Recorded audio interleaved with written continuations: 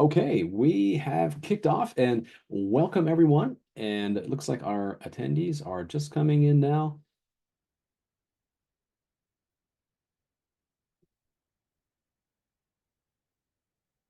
Great. So kicking off, it's our next big event with our friends at Bentham Science. Tonight, effective research writing, the right way to write a key topic for researchers. It's the most impactful thing that you can do is to craft a well-written manuscript so that you can get cited and have an impact on your field. And as always, our expert today joining us is my friend and colleague, Dr. Gareth Dyke. Gareth, how are you? I'm excellent, thank you. Not too bad. Everything's going very, very well today. How are you? How's things? How's life in Tokyo? Fantastic, but also fantastically hot. It's been a very, very hot August, very hot summer here, as it has been, seems like all over the world this summer. So yeah, steamy hot. How about you? How are you feeling? I'm good. I'm feeling very well. Yeah, it's great to see so many people from all over the place joining us today. Let's get people to put their names and where they're from, like into the chat box, so we can interact a little bit and say hello to everybody. Be great to see you. So far, we just have one good afternoon. Thank you very much for that, Suhair. It's wonderful to see you. Great to see everyone joining us, as always, from all around the world. We appreciate you taking time out of your busy day to come and join us. Perfect. Yeah, brilliant. We'll get started in a moment. But as Scott mentioned, this is one of our more popular webinars because everybody or many people around the world do face issues with their English language communication. I can see a hand raised already. We'll have time for Q&A at the end, right, Scott? That's right. Feel free to put your questions into the Q&A box at the bottom of your screen there, or I think it's at the bottom for most people. And we will be gathering and aggregating your questions, and then Professor Dyke will kindly address your questions at the end with the Q&A session at the end of the talk today. So feel free to post your questions in there anytime. Just remember, we'll answer them at the end of the talk, and we look forward to reading your questions. Absolutely. And thank you. Tanzania, India, Ethiopia, Nigeria, Malaysia, Algeria. Wow. And that's just on the screen in front of me on the chat box. Brilliant. Brilliant. Brilliant. Barcelona, Turkey. Fantastic. It's great to see everybody. And thank you so much for joining us. As Scott mentioned, we're doing this Bentham Science training presentation today. Great. Our friends at Bentham Science, we can go to the next slide and we can tell our guests a bit about Bentham. And well, first, a bit about yourself, Gareth, and then we'll get on to Bentham. My friend Yeah. I here, mean, Dr. Maybe I should introduce you if I could. no, Uh, that's Dr. Dyke is an incredibly well-published researcher himself with 300 papers to his name as author or co-author. He is also a university professor. He is a well-loved and well-respected lecturer, presenter, and trainer. And yeah, welcome as always, Gareth. Thanks for joining and sharing your expertise with us today. absolutely great. And I'm glad to see some colleagues from Zimbabwe. That's a country that we don't see very often in our events. Also, Somalia, fantastic. My mother was born in Zimbabwe, so I'm very happy to see like colleagues from Zimbabwe joining us today. A little bit about Bentham Science, perhaps, Scott, as we get started here. Great. If you are a librarian or you're joining us from an institution, remember that you can get a 3-month trial, a free trial with no commitments to Bentham Science. You can get the full collection, including all of Bentham's impact factor journals. And just click the QR code and we can get you set up with a trial for your institution. Yeah, we'll share this again at the end, so don't worry. But this is your opportunity to get all of the content that Bentham Science publishes free for 3 months at your institution. So that's great because this publisher, Bentham Science, has a lot of impact factor journals and a great opportunity here for you to get some publications out in top journals. Very effective peer review process at Bentham. Everything is always done double blind.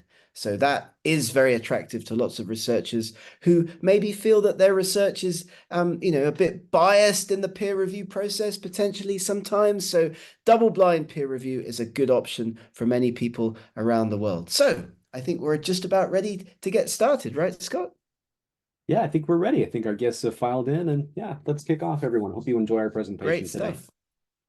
Fantastic. We've got a five-parter for you, a bit of a whopper, writing in English, and we'll get started now in part one by talking about research writing in English. Now, both Scott and I, as you can hear, are native English speakers, but we appreciate that very many researchers around the world and many of our colleagues joining this event today will not be native English speakers, but we're all expected to write and publish our work in English. We'll talk about AI tools, I'm sure, in the Q&A a little bit later on, as the playing field for researchers around the world has been leveled a lot in recent years with the advent of all of the tools that you can use to help with your writing and publishing. But in terms of English academic communication, we're all used to getting those pesky emails that look a bit like this.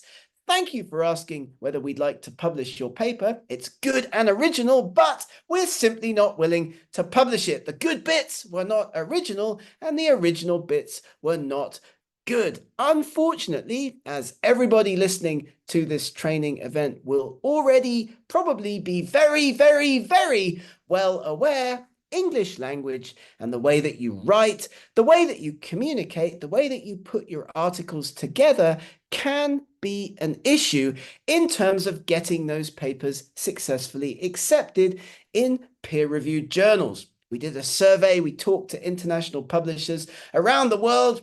They often reject our excellent research. Why?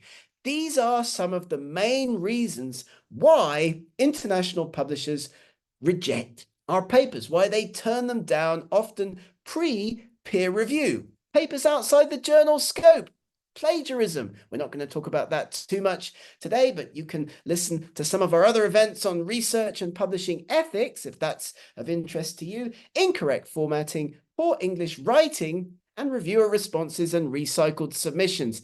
English writing is right up there, towards the top of the list in terms of reasons why articles do get rejected. So keep listening. We'll hope to give you some tips and tricks in this event today to help you write more effectively in English and also avoid many of the common English language mistakes that researchers around the world do tend to often make. You can stand on the shoulders of those who've come before you. As we like to say, if you know the mistakes that might get made in the writing process, you can avoid them in your own academic writing. Because English, unfortunately, or fortunately, depending on your perspective, your point of view, your country of origin, is the universal language of scientific communication. And what we're going to do in this event is talk about how writing in English can be a bit more fun. We're going to try to learn about some of those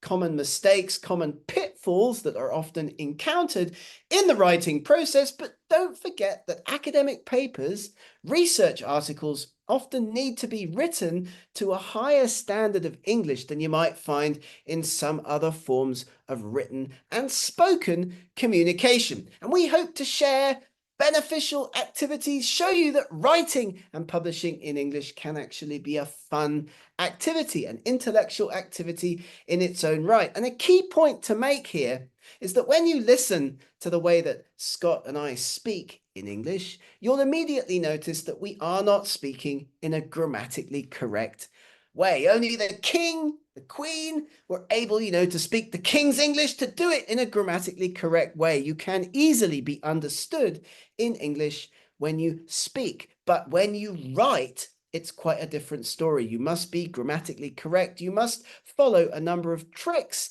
a number of rules that we're going to talk about in this event to make sure that your writing is as effective as possible. Couple of heroes. Winston Churchill famously was said to by JFK, the American president, to be able to mobilize the English language and send it into battle. He was able, with his written and spoken English, to really inspire people and make them feel very patriotic, make them feel very devoted to particular causes. He could inspire with his English. Two other heroes of mine also on this slide. One is a journalist, the other is a travel writer. You will learn, I hope, and we'll help to share information about how you can do this in this event, thinking in English, writing as you think in English can be very helpful as you build up your own academic papers. Not worrying too much initially about the grammar, about the sentence structure, but training yourself to think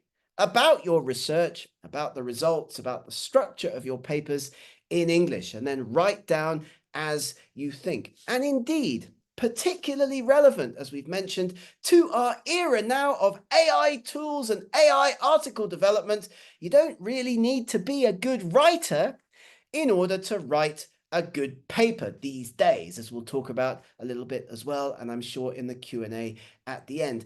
A. Gill, unfortunately not with us anymore, but he was so dyslexic as a native English speaker that everything he wrote, and he was a fantastic writer, was actually spoken and then transcribed from audio tapes. So it's important to think about the ways that you can help yourself to be an effective English writer. So here's some tips that we usually get started with, talking about writing in English, thinking in English, training yourself to do this. If English is not your first language, you're thinking about your research in a second language. Let's try to do that as often as possible. A little bit of time each day thinking about your research in English and writing down what you think. Write down as you think about your article and save all of that. You can use it later. You can edit it later.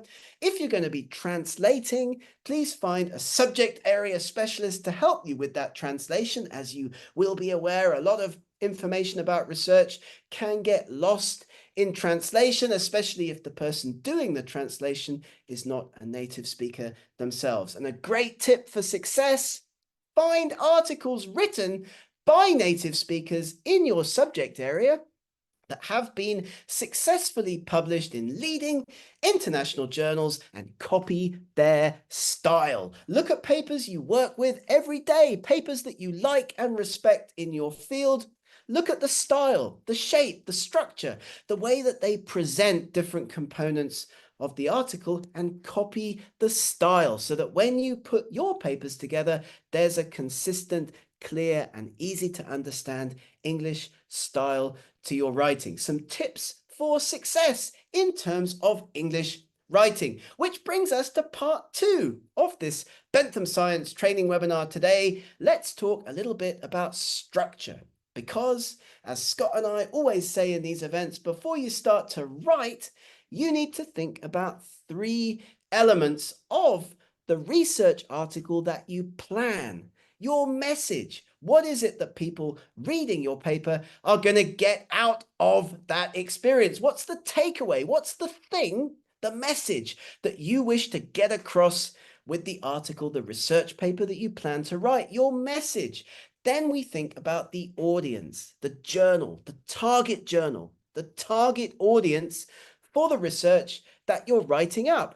Message, audience, and thing number 3, very important to have in mind, especially if English is not your native language, a structure to your writing. So we always do this. We always ask people in our live workshops, what kind of writer are you? What kind of creative writer would you be in your native language? And this is like a training technique that's used, talking about different ways that people create writing in their native language. But if English is not your native language, just like it's not Arnold's native language in the middle of the slide, you're going to need to think about the structure of your writing. You do need a plan before you start to write. And that's why a message, your audience, your journal of choice, and your structure are key elements to have in mind before you begin the writing process. Of course, having a journal selected before you start to write speeds up the whole creative process, because you can answer lots of the questions that researchers often have about the different sections of the paper, what goes in the introduction, the methods, results, discussion, and conclusion, by looking at other papers in your subject area, recently successfully published in your target journal. You answer for yourself lots of those questions at the outset. Message, audience, and structure being like Arnold as you put your paper together, being a bricklayer, having a structure in mind is very, very important. Don't just jump in without a plan. Lots of people say to us, well, what I do is I write my paper and then I think, where am I going to submit it? That's one way of doing it, but it is not the most effective way to get your papers successfully accepted in international journals. Structure is crucial.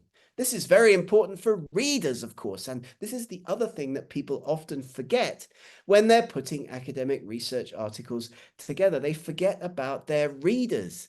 Readers, the users, the people who are going to cite your work in their own papers, are the most important people in the whole of the academic publishing process.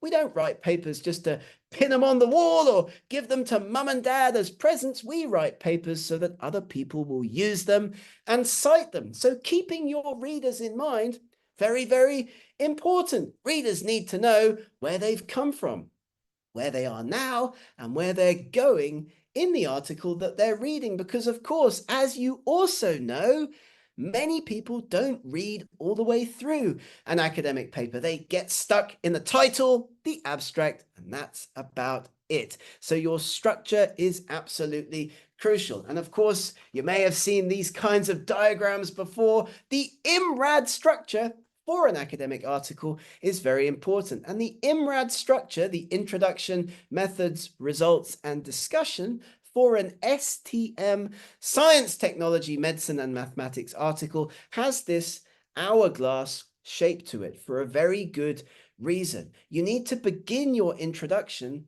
talking about the why of the study, but keeping it broad, keeping it general, making sure that as many people as possible are interested in reading the rest of the paper, bringing it down to the specifics of your study towards the end of the introduction. Have a look at papers written in Nature, articles published in Science. They always end their introduction with a phrase that says something like, in this paper we show, or here we show. That's the link, the specific link between your introduction and your methods and results, which of course are the narrow section of the egg timer, the narrow section of the hourglass, very specific to your particular research article. And then, of course, in the discussion, you do the opposite. You broaden it out. You end with the big implications of the study. And if you'd like to learn more about this, of course, Scott and I have other presentations, including one on planning a journal article and structuring a journal article. So do drop us a line, do get in touch with us if that would be something of interest to your institution in the future. Because of course, the IMRAD structure is the order that people read papers. Abstract and title, introduction, methods, results, discussion, and conclusion. But actually, when you write your paper and you start to think about putting the different components together, the different sections together, you're going to do it in what we like to call the right order, because usually people start working on papers with the methods or the results. Usually, if you've done an analysis, let's say you collect data, you describe that data, you make figures, you do the methods and results first, and then you build out the rest of the study in the right order. So important to keep this in mind as well. Another mistake that people tend to make is that they begin by writing down a title on a blank piece of paper. They then try to write the abstract. They try to put the paper that they want to write together in the sequence that people are going to read it. And that, again, is not a particularly effective approach to writing an article for academic papers. How are we doing, Scott? Everything going well so far? Everything okay? Doing great. I just wanted to comment on that last slide. If we could go back to the right order, this is one of my favorites. And this is a bonus benefit to writing in this order as well, in that it helps your review process, your internal review or your checking process. So you might find that if you write a full paper and you share with your colleague or your research advisor and you hand them, a 10,000 word paper and say, hey, can you please check this paper for me? Well, they might be a little bit reluctant to do that. But if you give them sort of a drip feed, method where you take your methods and results and then you hand that over to your colleague or your co-author or your advisor and say, could you maybe just check this for me? They're more likely to say yes. If you give them your components of your paper sort of chunk by chunk, your methods and results, and then maybe couple weeks later, you give them your discussion and conclusion. You ask them, can you check this for me? And then your introduction, and then your title and abstract. That way, you're more likely to get people to volunteer to help you to check the parts of your paper. And then, of course, you want to have a final check at the end when all the manuscript is put together. But it's a great way to sort of review your paper in chunks. And it's kind of a nice bonus to writing in this order. I Just wanted know, to add right? that. I mean, I know I used to get students giving me papers to comment on, or colleagues from other countries giving me papers to comment on. And you're always happy to do it, but if it's a 6,000 word article, it takes quite a lot of time. It's often, as Scott mentioned, like better to, keep your commenters, your reviewers within your department, your supervisor, your friends in different countries in a better mood by giving them bits of the paper as you go along. It's a great approach. Absolutely. 100%. Digestible chunks. Yes, exactly. Yeah. And One of the other questions.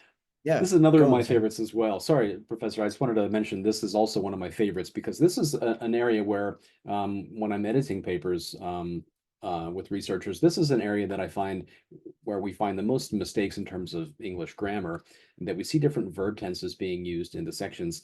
So I wanted to ask our guests to pay close attention to this slide. If you're writing the introduction, it's most likely that you're going to use mostly present tense.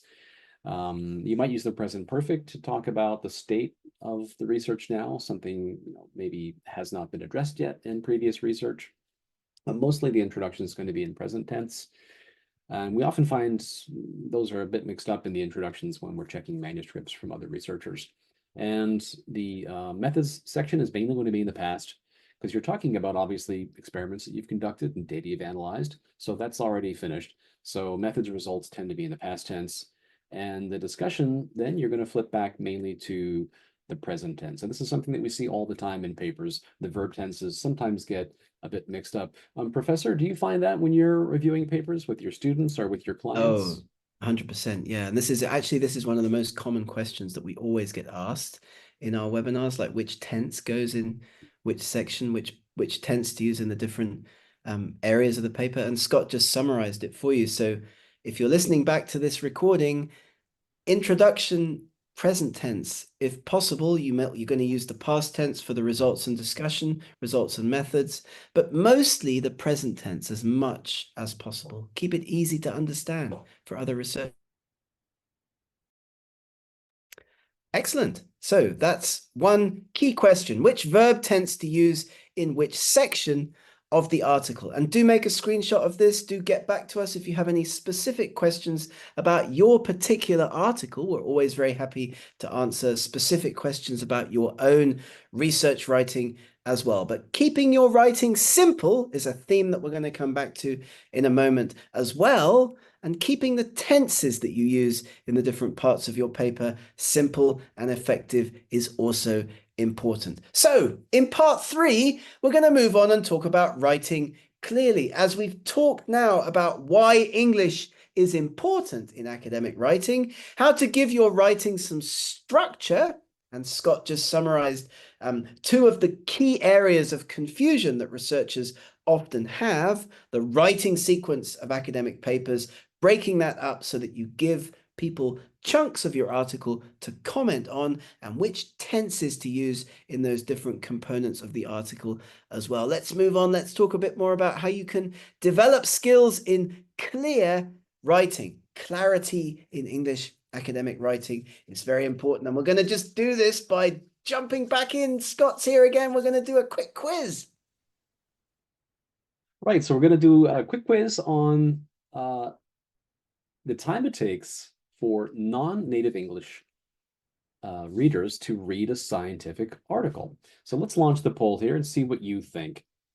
How much longer do you think it takes a non-native to read a scientific article than a native English reader? 10%, 30%, 60%, or 90% longer for a non-native to read an article in English compared to a native English reader or English speaker? It's an extremely important point that we didn't mention yet in this training session, but you're going to write a paper in English. Most of the people reading your paper around the world are not going to be native speakers, because if you think about where most of the research is being done around the world, Some of it's being done in native English speaking countries, but an awful lot of it is happening in countries where people don't speak English as their first language, but they've got to read your work. Absolutely. And let's see what our guests said. So it looks like most of our guests have answered. Let's end the poll there and let's share the results. So let's see, 8% of our guests said it takes 10% longer. The correct answer is actually 90% longer. Most of our guests here tonight did not guess that.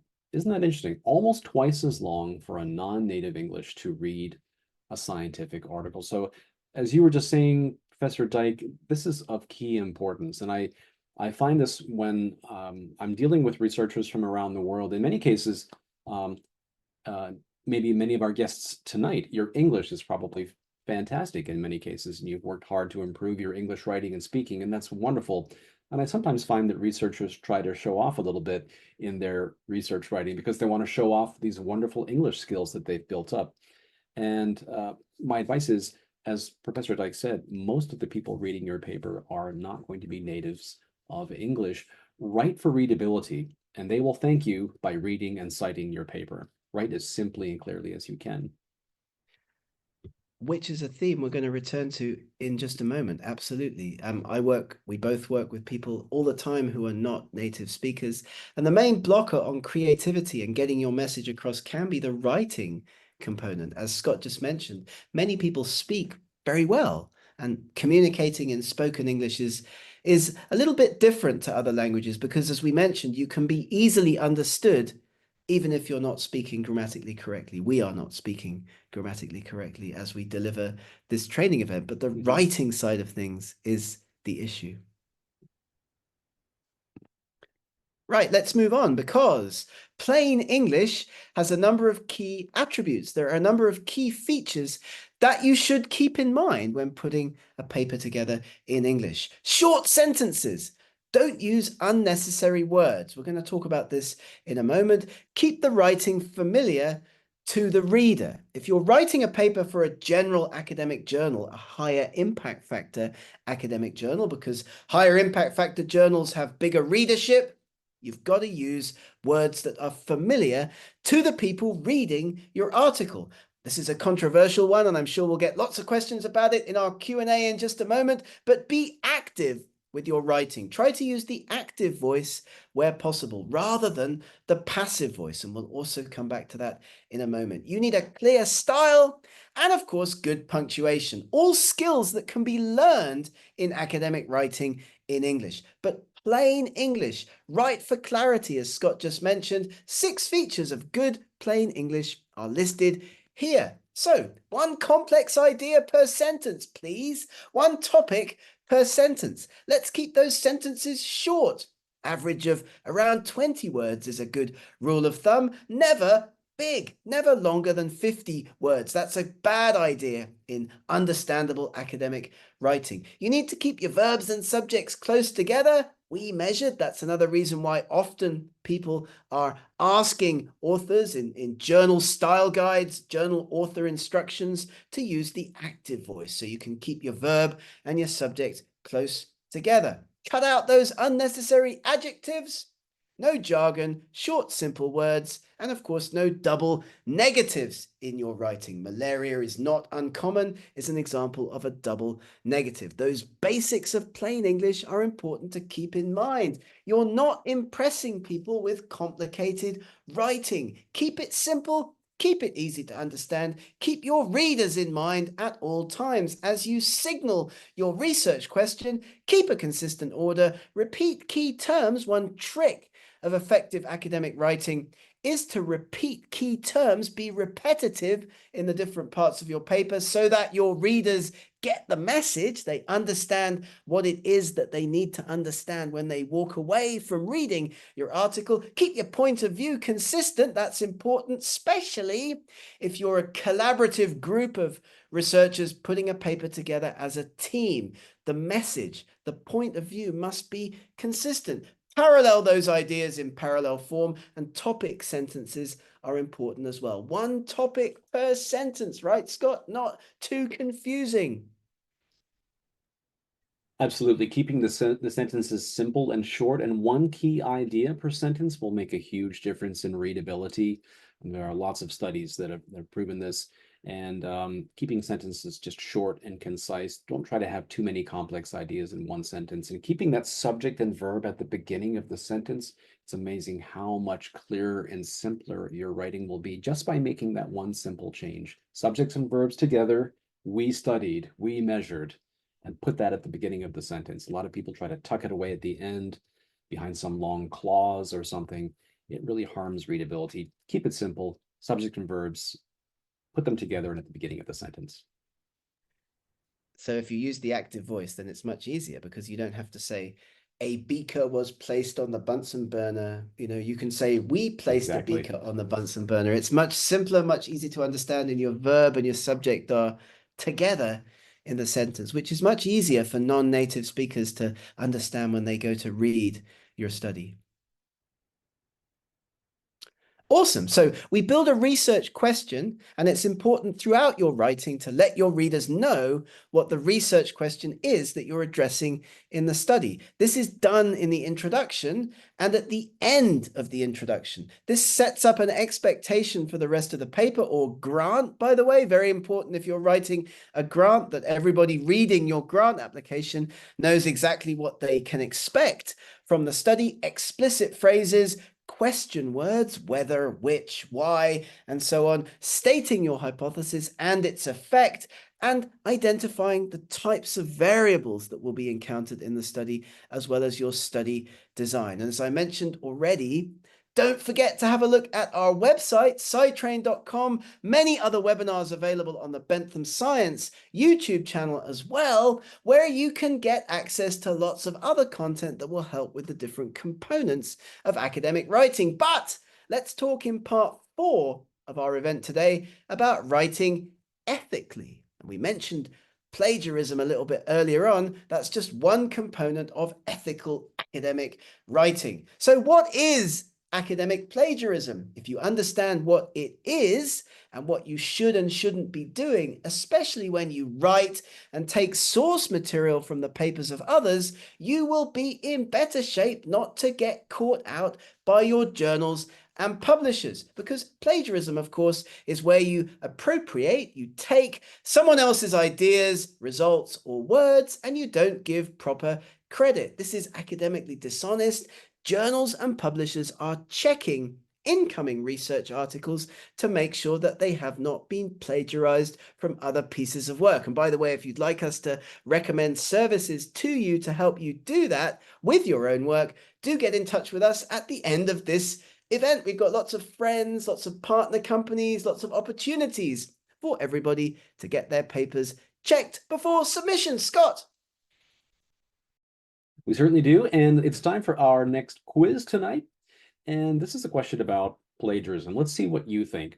Which of these are plagiarism? A, reading the works of others to gather information, using the work of another and calling it your own, citing the works of others to support your argument, examining the works of others to shape your argument. Which of these would you describe as plagiarism? Let's see what our guests think tonight.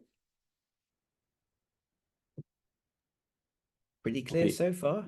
Yeah, answers coming in hot. Okay. We're not fooling anyone tonight, are we, Gareth? Our audience are much too clever for us. Let's end our poll here and see what the final count was.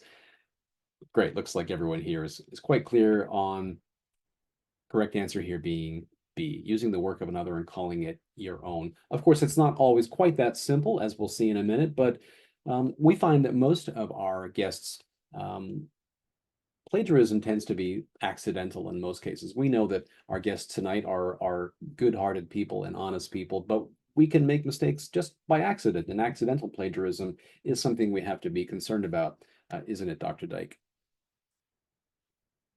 It is, absolutely is. And as Scott just mentioned, many of the issues that publishers have, with submitted papers around this issue of plagiarism and unethical academic writing are simply because people are unaware that they've made a mistake. So that's the point of this next poll that we've put together in this event, right, Scott? Right, so here's our bonus question. It's related to question 2. Is it possible to plagiarize yourself? Answer A, no, it's not possible. If you wrote it, you own it. Or do you think, yes, it is possible? Just because you wrote it does not necessarily mean that you own it. Okay, answers are coming in hot from our guests. Let's see what they think. This is critically important. I've been caught out myself in a couple of papers in the past, where, you think, don't you, that you made a map, you made a figure, you took that photograph. I own that. It's my photograph, my map. I made it for an earlier paper. Indeed. Let's see what our audience thinks about this. Is it possible to plagiarize yourself? Okay, 17% said it's not possible. You wrote it, you own it. And 83% of our guests say it is possible. So what is self-plagiarism, Dr. Dyke? Can you explain this? We just answered a quiz question a minute ago where we said if you wrote it, you own it, but now we're saying the opposite. How is that possible? How can we self-plagiarize? So there are two components to this. The first is that if you write a paper and you send it to a publisher, send it to a journal, very often the copyright is being transferred to the journal from the researcher. Now, that's not the case in open access publishing, but many people are still publishing their work in the traditional sense. They're sending a paper to a journal, signing over the copyright to the journal. So you don't own the content. You've got to cite the previous originating research article, of course, all the time anyway. So even if I made a map, I made a figure, I took a photograph, I published it this year in a paper that I'm going to write, if I need to reuse that content in the future, I must always cite the original source. If you don't, then you're doing what we call self-plagiarizing, and you'll get caught by all of the standard checking pieces of software, Authenticate being the most famous, as journals are using these pieces of software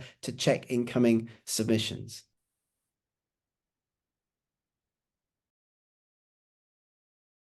So self-plagiarism is a common problem if you use a data set from a previous study, published or not, without making your reader aware of it, if you submit a paper for publication containing data, conclusions, or passages that have already been published without citing that previous publication. And of course, you shouldn't be publishing multiple similar papers about the same study in different journals. These are no-nos. If you're interested in learning more about research and publishing ethics, of course, we have a very popular training webinar, SciTrain training webinar on research and publishing ethics. Do get in touch with us. We'd love to show up virtually at your institution with your publisher and talk about how researchers can understand all of the potential pitfalls on their journey to successful publishing in terms of ethics. So that's an important component, which brings us to part five.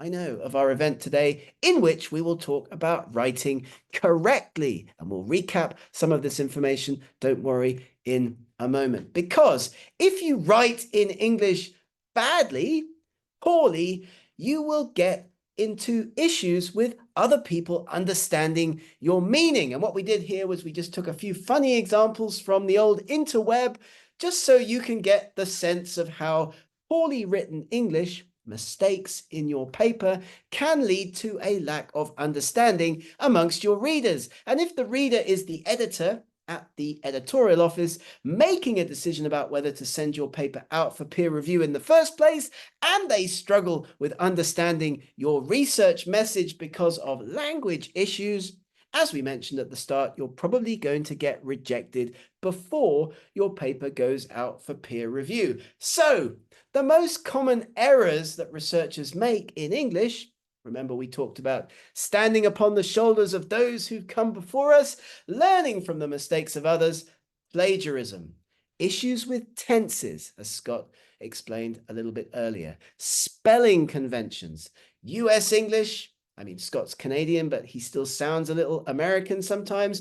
There's a big spelling difference between US English and British English, right, Scott?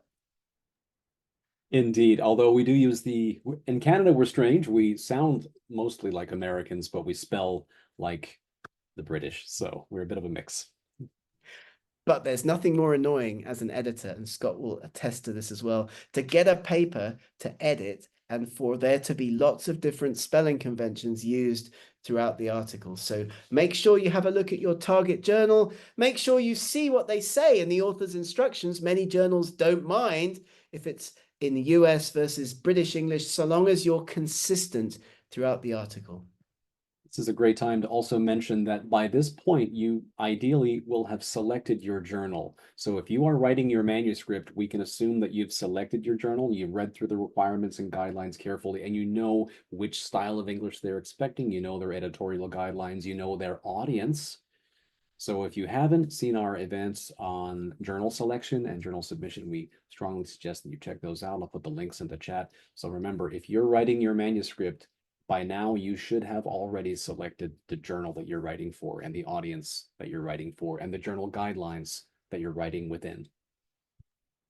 Yeah, so plagiarism, tenses and switches, spelling conventions, and the use of inappropriate words causing confusion with your language. We've talked about keeping it simple in this event today. It's important to be logical, to be rational. So no emotional words, progressive, reckless, crank, gigantic, marvelous. Keep it simple. No superlatives. Massive, earth-shattering, fantastic. In my field, paleontology, we see this a lot, unfortunately. People use these superlatives in their writing. The most earth-shattering discovery, the most gigantic dinosaur, for example. These are not the kinds of words that we'd like to encounter in academic writing. And don't forget that there are certain rules that we must follow in our English writing. Adjectives and how you qualify adjectives being one good example. So a petri dish, for example, can either be sterile or not sterile. You can't qualify an absolute you can't qualify an absolute adjective. I can't even speak today. A petri dish, therefore, can't be quite sterile, very sterile, or fairly sterile, which we see often in the writing of non-native speakers. An object, similarly, is unique or it's not. It can't be very unique, quite unique, sort of unique. That's another mistake that people do tend to make. However, there are exceptions. One is pregnant. Pregnant, you can be recently pregnant, but of course you can't be slightly pregnant. Examples to do with the use of adjectives, not confusing your readers. And with that in mind, let's have a quick look at some of these sentences that Scott put together earlier on. What's wrong with these sentences? Right, let's take a look at these. These are actual sentences from actual manuscripts. Sentence 1, using multiple regression techniques, the animals in experiment one were divided. Now, what sounds odd about that? Well, this is what we call a dangling modifier. So it sounds like the animals were the ones using these multiple regression techniques. Very clever animals. So you can see how it's not clear who's doing what in this sentence. And the same in sentence number 2. In assessing the damage, the plants exhibited numerous lesions. Well, it sounds like the plants were doing the assessments here. So again, bit of a dangling modifier. It's not clear who's doing what. And then the same issue in sentence number 3. The spiders were inadvertently discovered while repairing a faulty growth chamber. Wow, clever spiders. I would like to see that. Spiders doing repairs on a growth chamber. So again, just be clear on who's doing what in your sentences. Another example of why it's important to keep subjects and verbs together and keep your sentences simple. The more fancy we get, the more likely we are to confuse our readers. Have your work proofread. Read your work out loud. I find that always it's very useful to read out what you've just written to yourself, to the cat, to the dog, to the mirror, to the kids, just to make sure that what you've written makes sense and it's not confusing. These are real examples from real academic papers, and they sound a bit funny. It's difficult to understand exactly what's been going on. Unnecessary words are also to be avoided. Nevertheless, meanwhile, at the same time, be that as it may, indeed, sometimes people use these to link sentences together, and that's okay, but don't overuse these kinds of unnecessary words, because that makes your paper sound a bit sloppy. It has long been known that tends to imply that you haven't really bothered to look up the reference. Correct to an order of magnitude probably means that the answer is not correct at all. Almost reached significance at the 5% level. Well, what are we talking about here? That usually means that you're selectively interpreting your results. Text is easier to understand. Simple words and phrases, use those to replace complex or foreign ones. Why say analogous when you could say similar? Why say utilize when you could say use? Why say terminate when you could simply say end? This webinar is about to terminate. It's hard to understand. These words, that and which, are difficult to understand as well, and they need to be used correctly. The lawnmower which is broken is in the garage. The lawnmower that is broken is in the garage. So is the lawnmower that works. We're talking about two separate objects. We use that. So it's incorrect to say the lawnmower which is broken is in the garage. Which in the singular form, that in the plural form. And this is a mistake that people make all the time in their academic writing, as well as this one, my favorite of all, redundancy in writing. That's very small in size. That man is blue in color. Your hypothesis is tenuous in nature. These are unnecessary words, and editors will cut them out of your writing. You can do it at the start. You can think about this as well. That particular object is rectangular in shape. Cut out the unnecessary redundancy in your academic writing. And as we've already had a bit of a laugh about already in this event, there are those annoying spelling conventions between British English and American English. Which are you going to use in your paper? And there are some unexpected ones. For example, the color gray is spelt differently in American English as it is in British English, for example. And then there are some funny differences in the use of tenses as well. So make yourself familiar with this. You can use your AI tools, your software to make sure that your document is going to be consistent when it goes over to the editor. Because of course, lots of words get confused by non-native speakers in English as well. We're not going to go through all of these today, but do listen back to this recording. Do take screenshots of these slides. Do use a dictionary, good old-fashioned thesaurus, words and phrases to find the correct meaning of the words that you plan to use in your paper. So contractions sound informal. Don't put them in to your papers. The word data is plural. The data were collected, right? Avoiding direct quotes. Put these, paraphrase, cite other people's work. Read and reread your references and review your writing. Our top tip for success, making sure that your writing is easily understandable to everybody else. And with that, after the 5 components of this training session today, we're just going to give you a few final thoughts, right? Scott, what about the power of proofreading? As an expert editor who works with lots of non-native speakers, Scott finds himself in this particular arena all the time. It's incredibly important to allow yourself different layers of editing and different rounds of editing. And we mentioned earlier the right order for writing your manuscript. We have methods and results, and you can send that for a colleague or an advisor or a TA or a professor to review while you're working on the next section. Maybe you're working on the discussion, and then you're going to have several layers of editing. And then once your whole manuscript is together, it's incredibly important to give yourself time to review. And I love the first point here, to take a break. If you step away from your writing and come back to it a bit later, go for a run, take the dog for a walk, go outside, have a nap, have a coffee. It's amazing how much clearer your perspective is when you give yourself time to, and some distance away from your paper. And these are all fantastic tips for proofreading. Give yourself time to edit.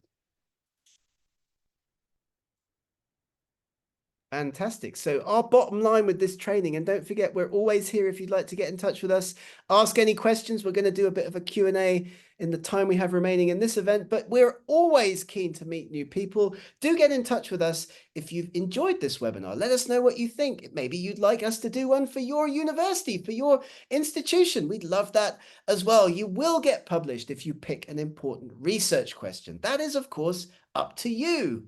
You've got to use the right method to address your important research question. Again, that's kind of up to you, but we are here to help with the publication process. We can help you understand the publication process, your researchers, understanding what to do at the various stages of that academic cycle. And in this event in particular, providing tips and tricks for writing a short, clear account with a tight structure using effective English writing to get your message across. Absolutely critical to make sure that your research message is not buried in crazy, superfluous writing. And you'll get rejected, of course, as good old Winston Churchill used to say, success consists of going from failure to failure without losing any of your enthusiasm. So true in academic publishing, as I'm sure you will agree, which brings us to our Q&A. Scott, how are we doing? Lots of people asking questions?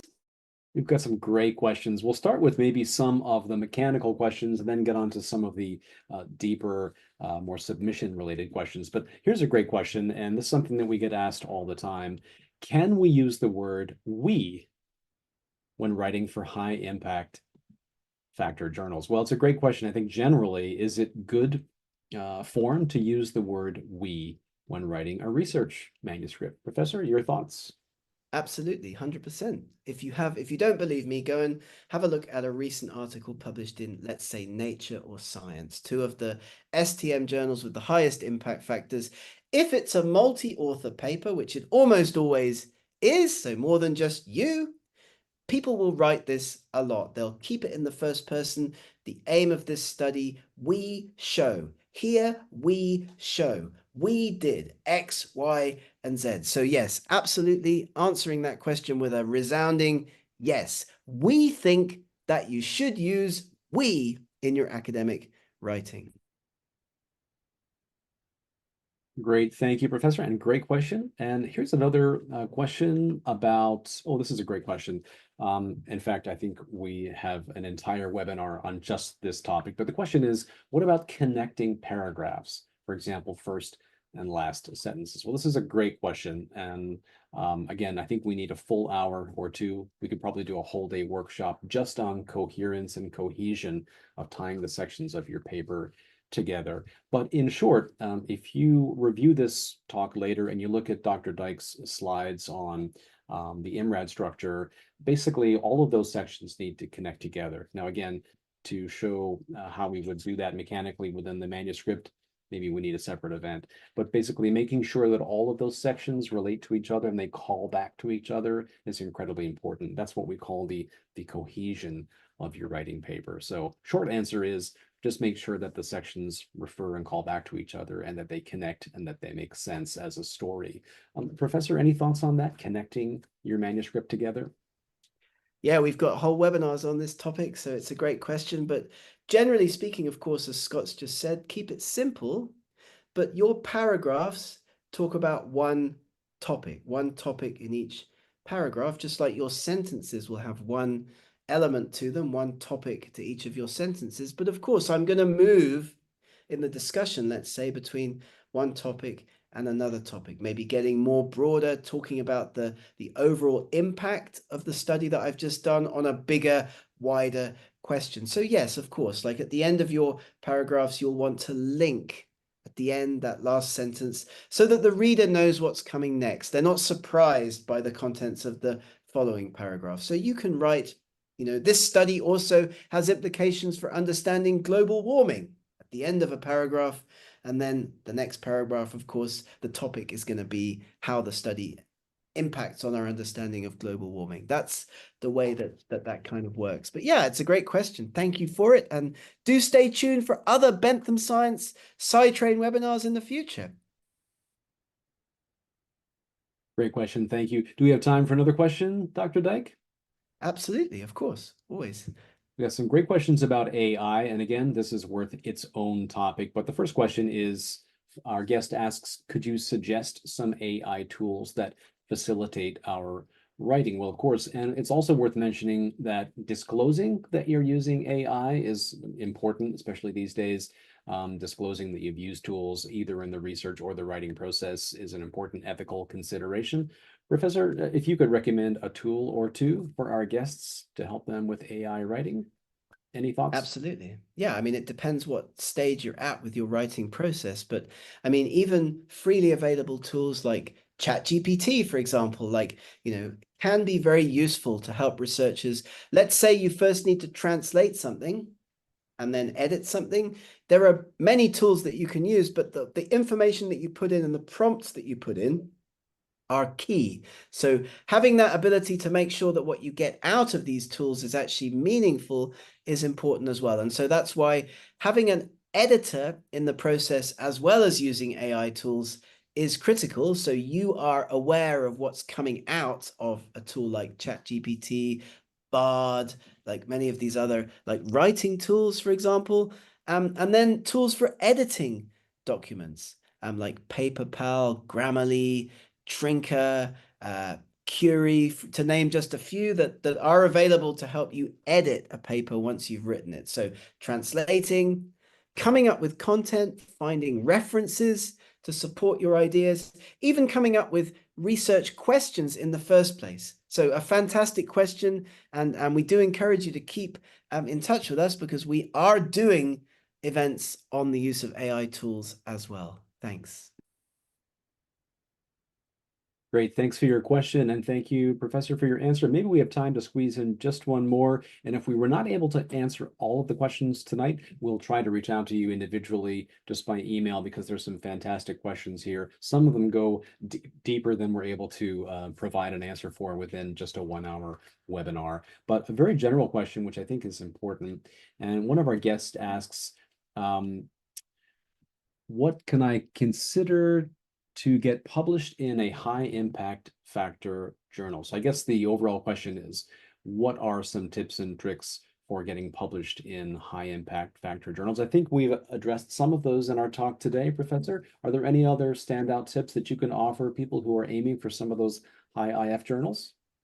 Yeah, it's a great question. And again, like we have separate events talking about this kind of thing, planning your publication, selecting a journal. The most important thing to keep in mind about higher impact factor journals, the higher the impact factor goes, the more general the readership is going to be of that journal. So Nature and Science have big impact factors because they have a high readership. Lots of scientists from around the world are picking up those magazines and they're reading the papers. So the key tip to get your work published in a higher impact factor journal is relating your research to a question that more than just the people in your particular tightly defined research area are going to find interesting. So that, I would say, is the key piece of advice that we would have, is try to relate your research to a bigger question. If you're working, let's say, on river pollution in a particular river in your country,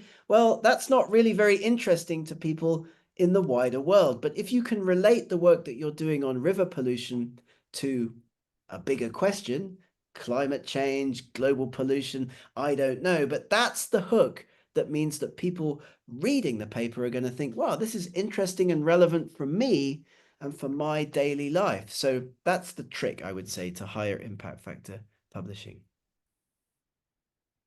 Great question, and thanks for your answer. I think we have just time for one more, and I'll address this one. We had a couple of questions from guests about manuscript structure. One guest was asking, why are we suggesting that you structure your paper with methods, results, and the top? That's not what we're suggesting. We're suggesting that the order of writing, you would start with your methods and results. We're saying that when you publish your paper and you submit to the journal, of course, you'll have your title, abstract, introduction in the prescribed order that that journal requires. We're just suggesting that you write in the order of methods, results, discussion, and so on. So please don't misunderstand. We're not suggesting you submit to a journal with your methods at the top of your manuscript. That's not what we're suggesting. It's just a writing order to help you to piece your paper together and get review in a very efficient way.